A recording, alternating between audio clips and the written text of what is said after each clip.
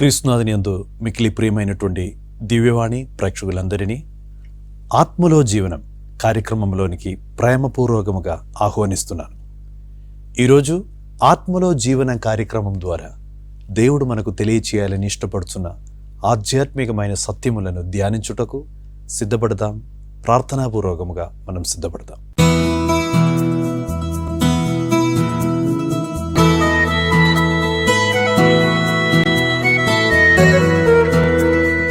ప్రియమైనటువంటి సహోదరి సహోదరులారా, ఈరోజు ఆత్మలో జీవన కార్యక్రమం ద్వారా మనం ధ్యానించుటకు దేవుడు ప్రేరేపిస్తున్నటువంటి ఒక అంశము గోషేన్ మండలము అనేటువంటి ఒక ప్రాంతం గురించి మనం ధ్యానించుకుందాం.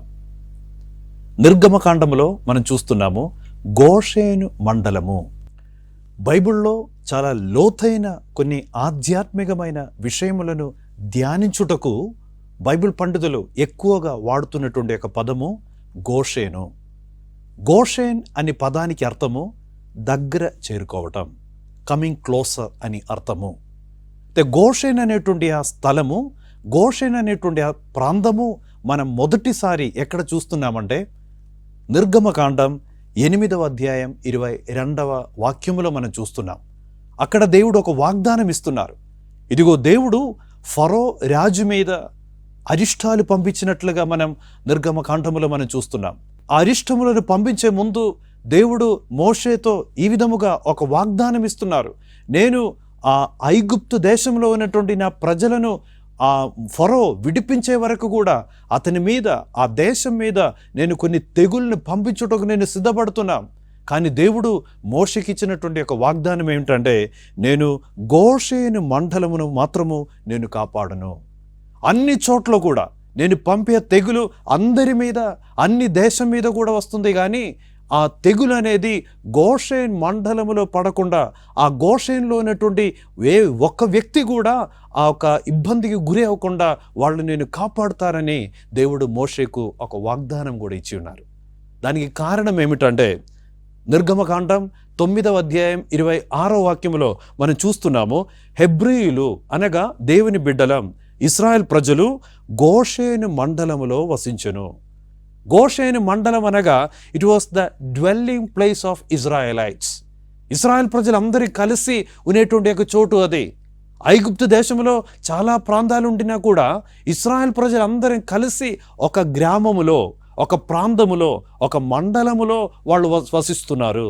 వాళ్ళు నివసించిన స్థలాన్ని పేరు గోషేను మండలము. ఆ గోషేను మండలాన్ని దేవుడు కాపాడారు. దేవుడు ఒకటి తర్వాత ఒకటి ఒక్కొక్క అరిష్టము ఐగుప్తు దేశం మీదకి పంపించినప్పుడు, ఫరో రాజు మీదకి పంపించినప్పుడు దేవుడు ఆ ప్రాంతాన్ని మాత్రం, ఆ మండలాన్ని మాత్రం దేవుడు అద్భుతకరమైన విధముగా దేవుడు కాపాడినట్లుగా నిర్గమకాండములో మనం చూస్తున్నాము. బైబిల్ పండితులు గోషేను గురించి మనకు వివరిస్తుండగా 3 విషయాలు గోషేను గురించి వివరిస్తుంటారు. మొట్టమొదటిగా గోషేన్ అనగా it is a place of God's presence అని నేర్పిస్తుంటారు. అనగా గోషేన్ ప్రాంతంలో ఏమున్నది? దేవుని యొక్క సాన్నిధ్యంతో కూడినటువంటి మండలము గోషేను మండలము. రెండవదిగా ఈ గోషేను మండలములో ఉన్నటువంటి ప్రత్యేకత ఏంటి? It's a place of God's provision. అనగా అక్కడ గోషేన్ మండలములో ఉన్నటువంటి వాళ్ళందరూ కూడా దేవుడే పోషిస్తారు. దేవుడు ప్రసాదించిన ఆ పోషణ పొందుకునేటువంటి ప్రజలు నివసించే చోటు గోషేను మండలము. మూడవదిగా it's a place of divine protection. దేవుడు భద్రతను, దేవుడు తన సంరక్షణను ఇచ్చి దేవుడు కాపాడుకునేటువంటి ఒక ప్రాంతము గోషేను మండలము. ఉదాహరణకి బైబిల్లో మనం చూసినట్లయితే నిర్గమకాండం 10వ అధ్యాయం 23వ వాక్యంలో దేవుడు అరిష్టము పంపించినప్పుడు 9వ అరిష్టం ఏమనగా ఆ దేశమంతా కూడా దేవుడు ఒక చీకటిని దేవుడు వ్యాపింపచేశాడు. అది ఒక శిక్ష. ఆ రాజు ప్యాలెస్ మీద, ఆ దేశమంతా కూడా దేవుడు ఒక చీకటిని దేవుడు పంపించినప్పుడు, దేవుడు వ్యాపింపచేసినప్పుడు వాక్యం ఈ విధముగా సెలవిస్తున్నది, 3 రోజుల్లో ఇశ్రాయేల్లో ఉన్న చోట మాత్రమే వెలుగు ప్రకాశించును. 3 రోజుల్లో ఇశ్రాయేలు నివసించిన చోట మాత్రమే, అనగా గోషేన్ ప్రాంతములో మాత్రమే వెలుగు ప్రకాశించును. 3 రోజుల్లో ఎవరిని చూడలేకపోయిరి ఐగుప్తు దేశంలో. ఒక్కొక్కరిని కూడా చూడలేని పరిస్థితిలో కూడా అంత భయంకరమైనటువంటి ఒక చీకటి వాళ్ళ మీద కమ్మివేసింది. కానీ ఈ యొక్క మండలాన్ని, గోషేన్ మండలాన్ని దేవుడు కాపాడారు. అయితే ఈరోజు ఈ గోషేన్ మండలం గురించి మనం ధ్యానిస్తుండగా ఈరోజు మన మనసులో ఉండవలసిన ఒక ప్రార్థన, దేవా నా కుటుంబాన్ని గోషేన్ మండలముగా మార్చుము దేవా. నా కుటుంబం గోషేన్ మండలముగా మారాలి అనగా దానికి అర్థం ఏమిటంటే నీ కుటుంబం ఒక గోషేన్ మండలముగా మారినప్పుడు నీ కుటుంబములో దేవుని యొక్క సాన్నిధ్యం ఉంటుంది. నీ కుటుంబము గోషేన్ మండలముగా మారినప్పుడు నీ కుటుంబములో డివైన్ ప్రొవిజన్, నీ కుటుంబంలో నీకు అవసరమైన అన్ని మేలులతో, అన్ని విధాలైనటువంటి సమృద్ధితో దేవుడు నిన్ను దీవిస్తారు. దేవుని వాక్యం సెలవిస్తున్నది, సింహపు పిల్లలు ఆహారము దొరకగా అలమంటించును గాని దేవుణ్ణి ఆశ్రయించు ప్రతి ఒక్క బిడ్డకు అన్ని మేలులు సిద్ధించును. అనగా దేవుణ్ణి విశ్వసించి దేవుణ్ణి ఆధారపడి జీవించే నీ కుటుంబం గోషే మండలముగా మారినప్పుడు నీ ఇంట్లో ఉన్నటువంటి ప్రతి ఒక్క అవసరము నీ ఊహానికి మించిన విధముగా ఆ సమృద్ధి అనే కిరీటముతో ఆ దేవుడు నీ కుటుంబాన్ని దీవిస్తారు. మూడవదిగా గోషేన్ మండలం అనేది it's a place of protection. నువ్వు ప్రార్థించు, దేవా నా కుటుంబము నీ యొక్క అద్భుతకరమైనటువంటి ఆ భద్రతను పొందుకునే ఒక స్థలముగా మార్చుము దేవా. దేవుని యొక్క వాక్యము ఈ విధముగా సెలవిస్తున్నది. కీర్తన గ్రంథం 91వ అధ్యాయం 10వ వాక్యం ఈ విధముగా సెలవిస్తున్నది, నీకు ఎట్టి కీడును సంభవింపదు, నీ ఇంటి చెందకు ఎట్టి అంటురోగము కూడా రాదు. సో నీ జీవితము, నీ కుటుంబము ఆ గోషేన్ మండలముగా మారినప్పుడు ఎట్టి అంటురోగము, ఎట్టి యాక్సిడెంట్స్, ఎటువంటి అనారోగ్య పరిస్థితులు, నీ ఇంట్లో కొన్ని శాంతిని, సమాధానాన్ని ఆ నాశనం చేస్తున్నటువంటి దుష్ట శక్తుల ప్రభావము కూడా నీ కుటుంబంలో రానియకుండా ఆ దేవుడు నీ కుటుంబాన్ని కాపాడుతాడు. ఎందుకనగా గోషేన్ మండలం ఎల్లప్పుడూ కూడా దేవుడు చల్లని చూపుతో చూస్తున్నటువంటి ఒక స్థలము. ఈరోజు ప్రార్థించు, దేవా ఆ గోషేన్ మండలం మాదిరి నా కుటుంబాన్ని మార్చుము దేవా. నీ యొక్క సాన్నిధ్యం నా కుటుంబంలో ఉండునుగాక. ఈ యొక్క వాక్య పరిచర్యలో పాల్గొనేటువంటి ప్రతి ఒక్క కుటుంబాన్ని సమర్పించి ప్రార్థిస్తున్నాం. ఈరోజు ఈ గోషేన్ మండలం గురించి ధ్యానిస్తున్నటువంటి నీ కుటుంబం అది దేవుని యొక్క సాన్నిధ్యముతో ఆశీర్వదింపబడిన ఒక కుటుంబముగా మారునుగాక. నీ కుటుంబంలో ఉన్నటువంటి ప్రతి ఒక్క అవసరము ఆ దేవుడు తీర్చి నిన్ను ఆ సమృద్ధి అనే కిరీటముతో దేవుడు అలంకరించునుగాక. అదేవిధముగా ఆ దేవుడు తన రెక్కలతో నిన్ను కప్పి నీ కుటుంబాన్ని, కుటుంబ సభ్యులందరినీ కూడా ఆ రెక్కల క్రింద భద్రపరచమని ప్రార్థిస్తున్నాను కూడా. ఈ యొక్క గోషేను మండలంలో మనం చూసాము, 3 రోజుల్లో ఐగుప్తు దేశం అంతా కూడా ఆ చీకటి కమ్మివేసినప్పుడు ఈ ప్రాంతములో మాత్రం వెలుగు నిలిచింది. ఈరోజు ఈ వాక్య పరిచర్య ద్వారా దేవుని యొక్క సంకల్పం ఏమనగా నీ కుటుంబం కూడా it must be a place of light. నీ కుటుంబం అదొక వెలుగు ప్రాంతముగా మారాలని దేవుని యొక్క ప్రేరేపణను బట్టి ఈ యొక్క వాక్యము ఈరోజు మనం ధ్యానిస్తున్నాము.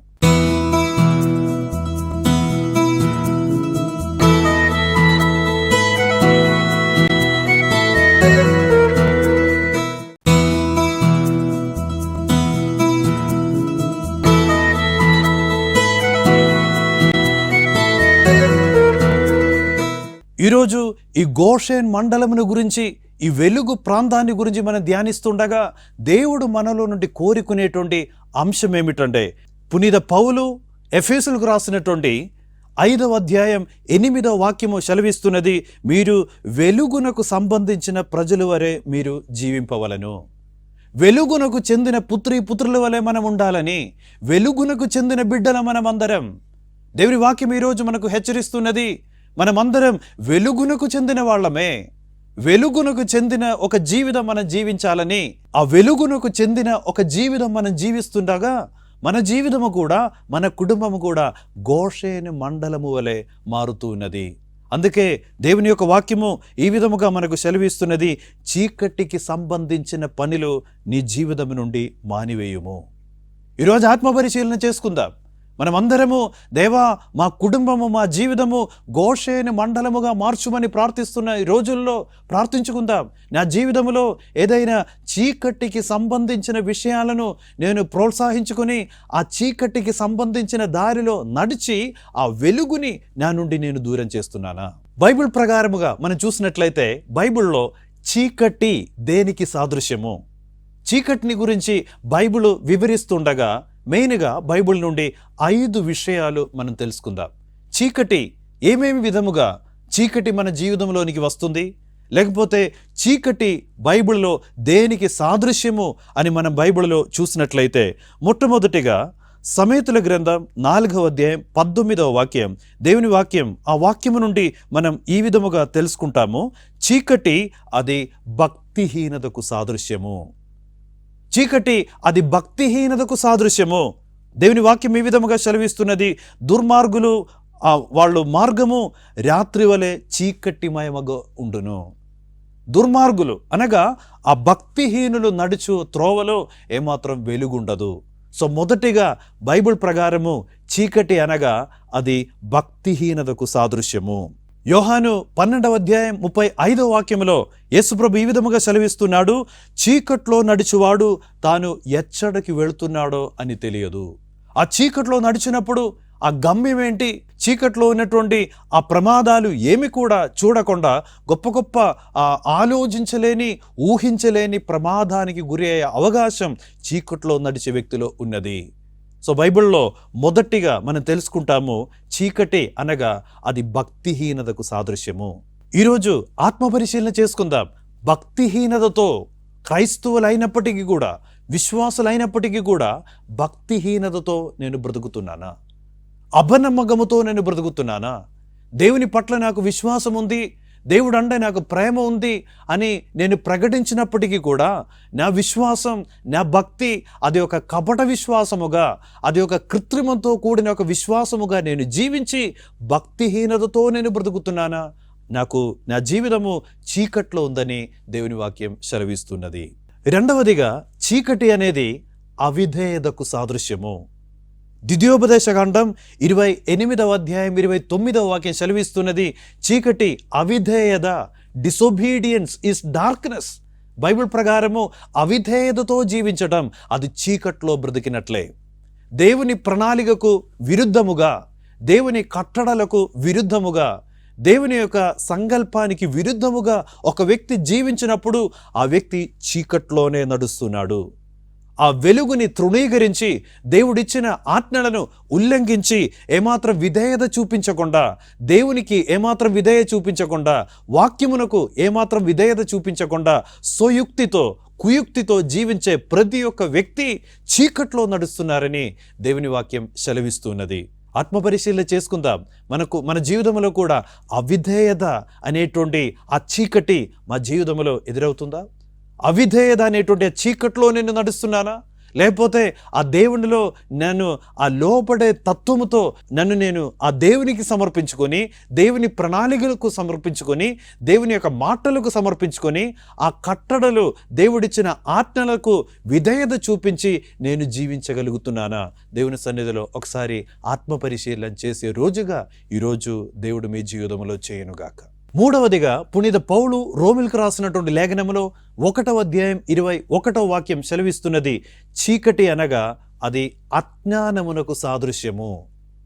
చీకటి అనగా అది అజ్ఞానమునకు సాదృశ్యము. It's a symbol of ignorance.